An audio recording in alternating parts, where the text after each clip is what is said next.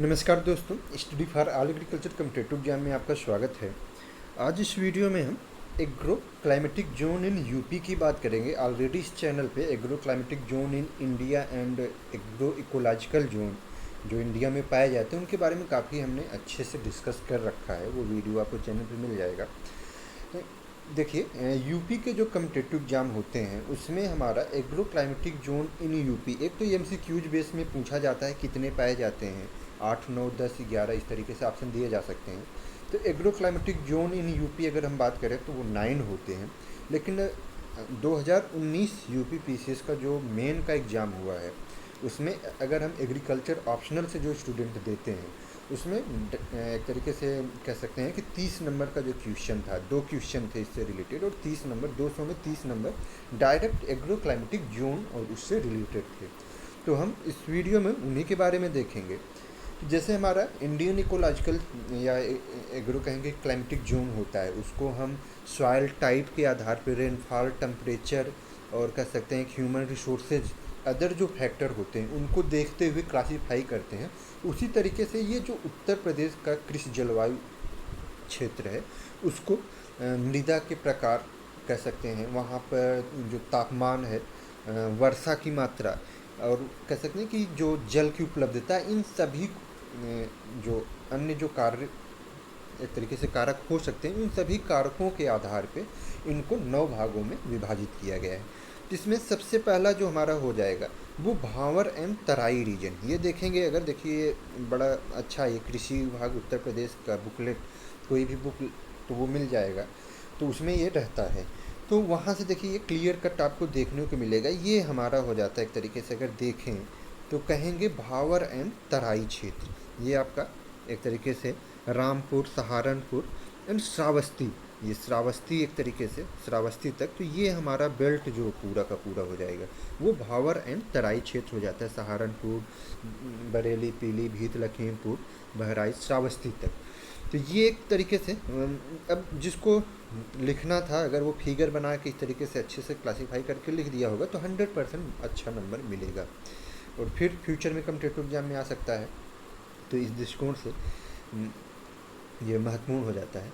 तो ये पहला हो जाएगा। दूसरा ये होता है कि भावर एंड तराई जो मृदाएँ होती है, जैसे ये जो होगी ये भावर, और उसके बाद जो मृदा पाई जाती है उसको तराई। तराई मृदाएँ जो होती हैं वो जनरली दलदली होती हैं, और भावर जो मृदाएँ होती हैं कंकड़ पत्थर बालूनुमा होती हैं। और दूसरा जो महत्वपूर्ण होता है इसमें कि नाइट्रोजन, फास्फोरस और कह सकते हैं कि जिंक, तो जो तराई मृदाएँ होती हैं उनकी जो है ये नाइट्रोजन, ऑर्गेनिक मैटर्स, फास्फोरस, इन सभी की मात्रा जो होती है, जिंक की मात्रा की कमी पाई जाती है, इनकी कमी पाई जाती है। जबकि अगर देखा जाए पोटास की एक तरीके से कह सकते हैं कि अधिकता होती है। तो ये एक एमसीक्यूज बेस एग्जाम के दृष्टिकोण से महत्वपूर्ण हो जाता है। उसके बाद दूसरा जो हमारा अंचल है कहेंगे पश्चिमी क्षेत्र। ये देखिए आपको क्लियर कट अगर देखेंगे तो ये दिखाई पड़ेगा, ये पश्चिमी क्षेत्र जैसे बागपत हुआ, गाजियाबाद, गौतम बुद्ध नगर, तो ये सभी जो क्षेत्र होते हैं कहेंगे कि मेरठ और उसके आसपास के जो मंडल होते हैं, ये हमारा ये दूसरा क्षेत्र होता है जिसको हम क्या बोलेंगे, पश्चिमी क्षेत्र। तीसरा हमारा जो क्षेत्र हो जाएगा कहेंगे कि मध्य पश्चिमी क्षेत्र। तो ये एक तरीके से अगर हम देखें तो मध्य पश्चिमी क्षेत्र हो जाता है बरेली, मुरादाबाद, कहेंगे कि बरेली एंड मुरादाबाद और इनके आसपास के जो क्षेत्र होते हैं वो मध्य पश्चिमी क्षेत्र। तो ये तीसरा रेंज, ये पहला, ये दूसरा और ये तीसरा। देखो ये फिक्स है, ये चेंजेज नहीं होता कि पहला दूसरा तीसरा में हम किसी तरीके से चेंजेज कर सकते हैं, ये वही है। और चौथे नंबर पे हमारा जो आएगा, क्योंकि अब चौथे नंबर पे हम जिसकी बात कर रहे हैं वो दक्षिणी पश्चिमी क्षेत्र है, तो जाहिर सी बात है कि दक्षिणी पश्चिमी क्षेत्र यूपी का यही होगा। तो इसमें हम कह सकते हैं कि आगरा मंडल, दक्षिणी पश्चिमी क्षेत्र में अगर हम देखें आगरा मंडल और उनके आसपास के जो क्षेत्र होते हैं वो हो जाएंगे। तो अब इनके स्पेसिफिक जो हमें कल्टीवेशन अगर करना है, तराई एंड बुंदेलखंड मतलब तराई रीजन है, वहाँ पानी का दिखता है, वहाँ हम वहाँ की क्रॉप हमारी अलग होगी। मेरठ मंडल में जैसे हमारा शुगर केन का कल्टीवेशन अधिक होता है, तो इस तरीके से हमारा हर एक रीजन का अलग अलग हो जाएगा। उसके बाद हमारा पाँचवा नंबर जो हो जाता है ये मध्य क्षेत्र। मध्य क्षेत्र में कहेंगे कानपुर और लखनऊ मंडल सामान्यतः हमारे मध्य क्षेत्र के अंतर्गत आते हैं। देखिए इसमें हरदोई, उन्नाव, सीतापुर, ये सभी जो क्षेत्र हो जाएंगे ये। अब देखिए ये इतना अच्छा इसमें दिया गया है, हमारा क्लियर कट हो जाएगा, क्योंकि विथ कलर दिया गया है, तो ये सेंट्रल क्षेत्र हो जाता है। तो कानपुर और लखनऊ हम कह सकते हैं कि ये मध्य मैदानी क्षेत्र के अंतर्गत आते हैं। इसके बाद हमारा ये जो कहेंगे कि एक तरीके से छठे नंबर पे हो जाएगा बुंदेलखंड रीजन। ये हमारा बुंदेलखंड है, हमीरपुर, बांदा, महोबा, कहेंगे झांसी, ललितपुर ये कई बार कम्पिटेटिव एग्जाम में भी पूछा जाता है। 3 ओर से एक तरीके से मध्य प्रदेश से घिरा हुआ है। तो ये हमारा हो जाएगा छठे नंबर पे। अब बुंदेलखंड की अलग होता है, क्योंकि यहाँ पे जो हमें जैसे सॉइल टाइप अलग होता है, एक तरीके से लाल मृदाएँ ज़्यादा पाई जाती हैं, झांसी हुआ, बांदा हुआ। एक तरीके से यहाँ पे हम दलहन अगर हमें लेना है बुंदेलखंड रीजन में, तो ज्वार, बाजरा, उर्द, मूंग, या एक तरीके से कह सकते हैं कि ऐसी क्रॉप्स हम ज़्यादा यहाँ पे ग्रो करेंगे। तो ये हमारा हो जाएगा। एंड नेक्स्ट अगर हम बात करते हैं तो उत्तरी पूर्वी मैदान के अंतर्गत देखिए ये हमारा रीजन आ जाता है, एक तरीके से गोरखपुर जो हो जाएगा। तो ये गोरखपुर और संत कबीर नगर, देवरिया, एक तरीके से ये सभी जो क्षेत्र होते हैं वो उत्तरी पूर्वी मैदान के अंतर्गत गोरखपुर मंडल कहेंगे। और ये जो हमारा क्षेत्र हो जाएगा सातवें कहेंगे कि 8वें नंबर पे पूर्वी मैदानी क्षेत्र, फैजाबाद मंडल, इलाहाबाद मंडल के कह सकते हैं एक तरीके से। साथ ही साथ हमारा बनारस मंडल हो गया।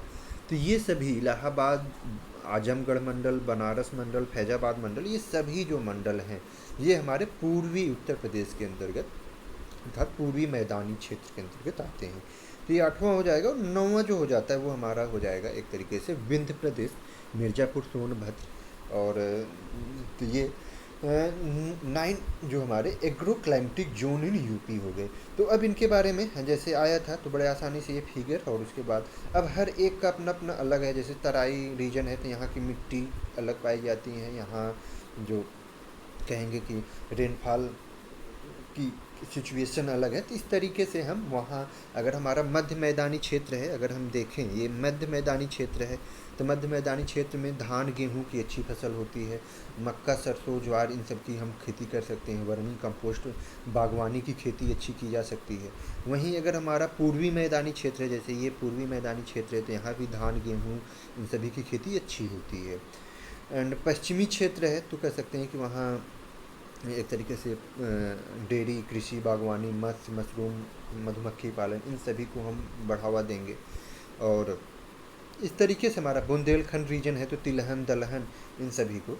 तो ये लोकेशन स्पेसिफिक, जैसे आईसीआर द्वारा गाइडलाइन जो 2022 में जो एक तरीके से इनकम डबल करने की बात की जा रही है, तो इसमें लोकेशन एंड सीजन स्पेसिफिक और हमें किस तरीके की क्लाइमेटिक कंडीशन, वेदर कंडीशन किस तरीके की है, क्लाइमेटिक कंडीशन उस समय अगर बारिश अच्छी हो रही है तो हम ऐसी फसल लें, जैसे धान हुआ। अगर बारिश अच्छी नहीं होने की संभावना है तब फिर हम ऐसी फसल लें जो कि कम पानी चाहने वाली हो। तो लोकेशन स्पेसिफिक एक तरीके से, इस तरीके से जो नया कॉन्सेप्ट आ रहा है तभी किसानों की एक तरीके से अच्छा हो सकता है। दूसरा ये हमारा कम्पिटिटिव एग्जाम के दृष्टिकोण से बहुत ही महत्वपूर्ण है, ऑलरेडी पूछा गया है। इसको देखिए ये दिया गया है तराई क्षेत्र, पश्चिमी मैदानी क्षेत्र दूसरे नंबर पे, तीसरे नंबर पे मध्य पश्चिमी मैदान, चौथे नंबर पे दक्षिणी पश्चिमी, 5वें पे मध्य मैदानी, बुंदेलखंड, उत्तरी पूर्वी मैदान और विंध्य क्षेत्र। तो ये 9 agro climatic zone in UP हैं। ये पीडीएफ आपको हमारे टेलीग्राम चैनल में मिल जाएगा, वहाँ पे जाके आप अगर चैनल के नाम से है या सर्च करेंगे तो यूट्यूब चैनल के नाम से ही हमारा टेलीग्राम चैनल है, तो वहाँ आप जाएंगे तो यहाँ आपको आसानी से मिल जाएगा। साथ ही साथ डिस्क्रिप्शन में भी जो टीम है वीडियो जब अपलोड किया जाएगा तो उनके द्वारा डिस्क्रिप्शन में भी आप सभी को लिंक उपलब्ध करा दिया जाएगा।